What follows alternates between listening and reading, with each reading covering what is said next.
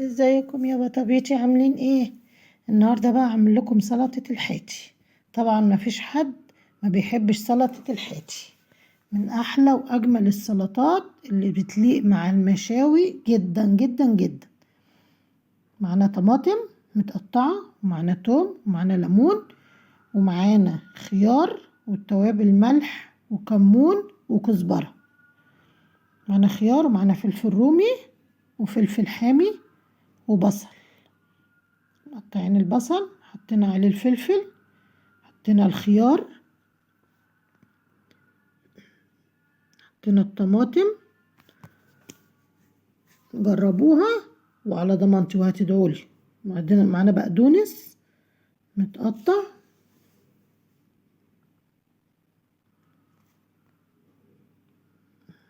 معانا توم، معلقة توم كده مهروسة، معلقة توم، فصين توم، زي ما تحبي اللي موجود عندك يعني. أنا عشان كان متفرز عندي فطلعته. توابل،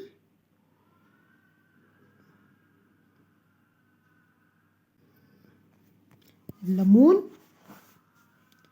متنسوش لو عجبكم الفيديو تدعموني بلايك واشتراك في القناة وتفعيل زر الجرس عشان يوصلكوا كل جديد بنزله من يوميات هند عبد العظيم. بحبكم كتير يا احلى صحاب. نقلبها بقى كده عشان التوابل كده تدخل فيها وتبقى كلها كده مع بعضيها.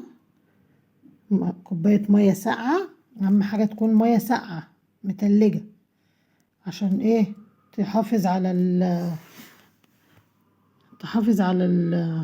السلطة وما تدبلهاش، عشان احنا هنسيبها فين؟ هنسيبها في التلاجة شوية. سيبها نص ساعة، ساعة، ساعتين قبل ما تقدميها. المفروض ان احنا نحط معاها ايه؟ شطة، بس انا هحط الشطة لوحديها عشان خاطر جوزي ايه؟ الحاج صاحب البيت ما بيحبش ايه؟ ما بيحبش الشطة، هي لازم تكون مشطشطة. فاحنا هنعمل شوية لينا كده وشوية ليه. هناخدها طبعا ونحطها ايه عشان اقدمها لكم كده ايه بشكل حلو. بصوا كنت هنسى واحط الفلفل الحامي، هحطه طبعا لوحديه بعد التصوير. نجيب بقى ده كده الطبق المتين ده، وما تنسوش تحطوا معاها خل. نحط الشطة ونحط حبة بابريكا عشان خاطر ايه؟ تديها لون كده. ده بقى الايه بيقولوا عليه ايه؟ الويسكي الحلال. الايه؟ الويسكي الحلال.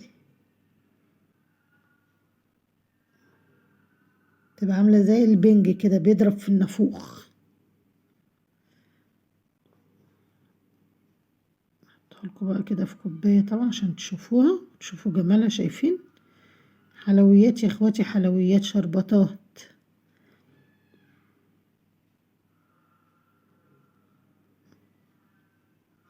يلا بقى كده نقدم بقى السلطة بشكل جميل كده وبشكل لطيف.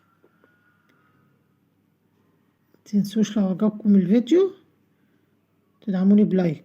اللايكات يا جماعة، اللايكات. يلا هتوحشوني كتير لغاية الفيديو اللي جاي. تنسونيش في الدعاء. لو وصلتوا لغاية هنا سموا الله وصلوا على الرسول.